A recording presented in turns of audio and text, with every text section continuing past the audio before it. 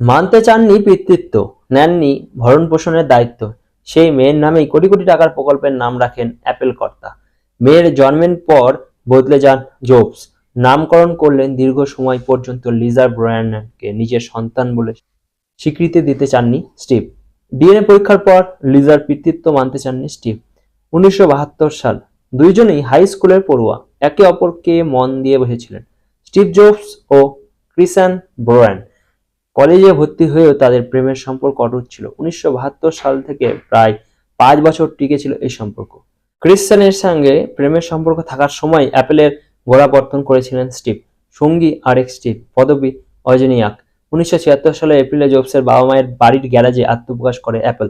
তখনও অ্যাপেলের tech giant তকমা পাওয়ার থেকে বহু যোজন দূরে। সেই সময়ে চুটিয়ে প্রেম করতেন হাই স্কুলের বান্ধবীর সঙ্গে। তারা দুজনে একটি বাড়ি ভাড়া নিয়ে থাকতে শুরু করেন। স্টিভ তখনও স্টিভ জবস হয়ে ওঠেনি। কৈশোরের প্রেমের রেশটুকু ছিল কলেজ পর্যন্ত। 23 বছর বয়সে প্রথমবার বাবা হন স্টিভ। ক্রিসম্যানও হন 23-এর কোঠায়। অ্যাপেলের প্রাণপুরুষ সে স্টিভকে কাছের মানুষের বড়বারই উগ্র মেজাজের বলে চিনতেন। বান্ধবীর সঙ্গে একত্রবাস করলেও ধীরে ধীরে সম্পর্কের সুতো আলগা করেছিলেন স্টিভ। আমেরিকার ওরেগনের একটি খামার বাড়িতে প্রসব বেদনায় ভুগতে থাকা তরুণীকে নির্দ্বিধায় ফেলে চলে এসেছিলেন স্টিভ। 1978 সালেই 17 মে একটি কন্যা সন্তানের জন্ম দেন ক্রিশ্চান। সেদিনও সেখানে অনুপস্থিত ছিলেন স্টিভ। কয়েকদিন পর তিনি উড়ে এসেছিলেন সেখানে। একটি বই থেকে সদ্যজাত কন্যার নামটি বেছে নিয়ে আবারও ফিরে গিয়েছিলেন নিজের দুনিয়ায়। মেয়ের জন্মের পর বদলে যান জবস। নামকরণ করলেও দীর্ঘ সময় পর্যন্ত লিজা ব্রায়ানকে নিজের সন্তান বলে স্বীকৃতি দিতে চাননি স্টিভ। এ নিয়ে ক্রিসম্যানের সঙ্গে স্টিভের প্রবল মনোমালিন্য শুরু হয়। মেয়েকে নিয়ে আলাদা হয়ে যান তিনি। ডিএনএ পরীক্ষার পর জানা যায় তিনি লিজার বাবা। তখনও সে কথা মানতে রাজি হয়নি স্টিভ। বলেছিলেন এই পরীক্ষার উপর তার কোনো ভরসাই হয় না। মেয়ের পিতৃত্ব অস্বীকার করলেও লিজার জন্মের পরই অ্যাপেলের জবসের নেতৃত্বে ইঞ্জিনিয়াররা এক নতুন প্রকল্পে হাত দিয়েছিলেন। একটি গ্রাফিক্যাল ডেস্কটপ, আইকন ও মাউস এবং সফটওয়্যার সহ একটি ব্যক্তিগত কম্পিউটার। আকারে ছোট কিন্তু ব্যবহার করা সহজ এমন একটি কম্পিউটার তৈরির চেষ্টা করেন জবস ও সহযোগীরা। সেই সময়ে প্রকল্পটিতে বরাদ্দের পরিমাণ ছিল $5 কোটি। এই প্রকল্পটি ম্যাকিনটসের পূর্বসূরি বলে চিহ্নিত হয়েছিল। আর আশ্চর্যের বিষয়, এই প্রকল্পটির নামকরণ হয়েছিল লিজা। মেয়ের নামে কোটি কোটি ডলারের প্রকল্প চালু করলেও মেয়ে লিজার জন্য $1ও বরাদ্দ করেননি অ্যাপেলের প্রতিষ্ঠাতা, যার হাত ধরেই প্রযুক্তি কড়া নেড়েছিল সাধারণ আমেরিকানবাসীর দরজায়। যদিও $9,995 মূল্যের লিজা নামের কম্পিউটারটি জনগণের মনে ছাপ ফেলতে পারেনি। কাগজে কলমে যিনি অন্তত কয়েক কোটির মালিক ছিলেন তারই বান্ধবী এবং মেয়েকে সাহায্যের হাত পাততে হতো সামাজিক দাতব্য সংস্থার কাছে।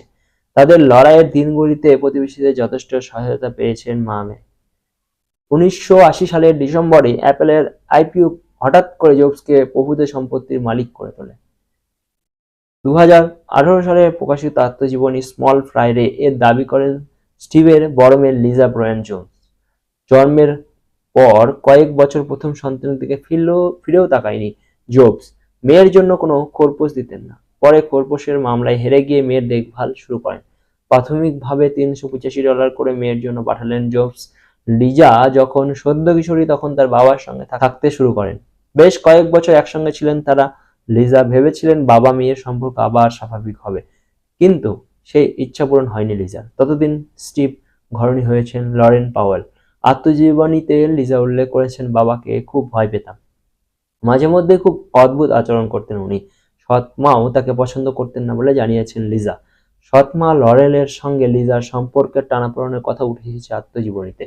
একবার মনোবিদের কাছে কিশোরের লিজা কাঁদতে কাঁদতে জানিয়েছেন বাবা ও সৎ মা তাকে নিজের বলে মনে করেন না। লিজার দাবি টাকা পয়সার ব্যাপারে খুব কড়া ধাঁচের ছিলেন স্টিভ। এমনকি মেয়ের গা থেকে শৌচাগারে গন্ধ বেরোয় বলে কটূক্তিও করতে ছাড়েননি তিনি। সামান্যতম সুখ ও স্বাচ্ছন্দ্যের ব্যবস্থা করা হয়নি লিজার জন্য। শীতকালে ঠান্ডায় কাঁপতেন লিজা। লিজার ঘরে হিটিং মেশিন বসানোর পর্যন্ত বাধা দিয়েছিল স্টিভ। মেয়েকে বলেছিলেন সব রকম পরিস্থিতিতে নিজেকে তৈরি রাখো। অনেক সময় শেষ দিন পর্যন্ত লিজার স্কুলের টাকা জমা দিতেন না স্টিভ। রেস্তোরাঁয় খেতে গিয়ে দুর্ব্যবহার ও করুণতা শোনাতেন মেয়েকে, লিখেছেন লিজা।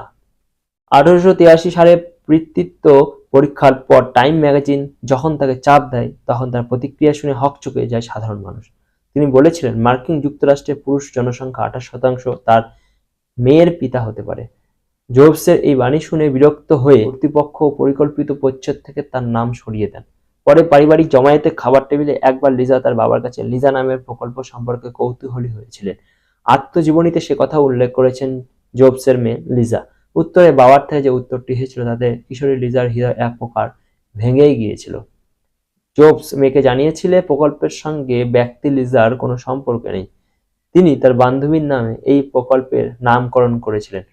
পরবর্তী বছরগুলিতে যখন চাপ দেওয়া হয়েছিল তখন জোবস তার জীবনীকার ওয়াল্টার আইজাকসনকে জানিয়েছেন যে তার মেয়ের নামেই যন্ত্রটির নামকরণ করেছিলেন। লিজা জানিয়েছেন তার বাবার মতো খামখেয়ালি মানুষ খুব কম দেখেছেন। নিজের সংসারে প্রথম সন্তানকে ঠাঁই দিলেও হার্ভার্ডে ভর্তি হওয়ার সময় সেখানকার ফি দিতে অস্বীকার করেছিলেন জোবস। সেই ঘটনাতে ভেঙে পড়েননি লিজা। খ্যাতনামা বিশ্ববিদ্যালয় থেকে পড়াশোনা শেষ করে স্টিভ কন্যা লন্ডনে কিংস কলেজেও পড়েছেন লিজা। হার্ভার্ড থেকে স্নাতক হয়ে ম্যানহাটনে চলে আসেন তিনি। ভোগ, ম্যাসাচুসেটস রিভিউ, দ্য অপেরাহো ম্যাগাজিন সহ বিভিন্ন পত্রিকায় লেখালেখি করেন। তার স্বামী বিল মোরিন মাইক্রোসফটের প্রাক্তন ডিজাইনার। তাদের একটি ছেলে রয়েছে। 2003 সালে জোবসের অগ্নাশয়ের ক্যান্সার ধরা পড়ে। 8 বছর পর 56 বছর বয়সে তিনি মারা যান।